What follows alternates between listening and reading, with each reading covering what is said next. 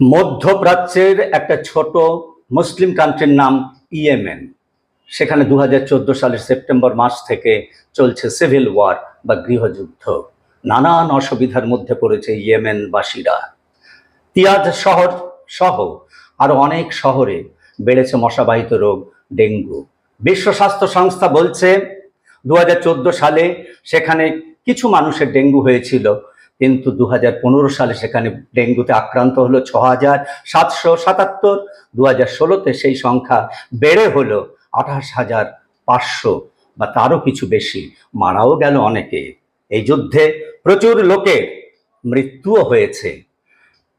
পাকিস্তানের সঙ্গে ভারতের যুদ্ধ শুরু হয়েছে। আগামী দিনে আমাদের কপালে কি আছে আমরা জানি না। অর্থনৈতিক ক্ষতি হয়, প্রাণহানি হয়, সম্পত্তি নষ্ট হয়, স্বাভাবিক পরিকাঠামো বিঘ্নিত হয়, জনজীবন ব্যাহত হয়, বর্জ্য পদার্থ ডিসপোজালের সিস্টেম নষ্ট হয়ে যায়, পরিবেশ অস্বাস্থ্যকর হয়ে ওঠে, খোলা জায়গায় জল জমাতে বাধ্য হয় নাগরিকেরা, এবং সেখানে জন্মায় মশা, ইডিস মশা, ডেঙ্গুর বাহন ইডিস মশা। সুতরাং যুদ্ধ নয়, শান্তি চাই। কবে বুঝবে পৃথিবীর সব দেশ এই সহজ কথা?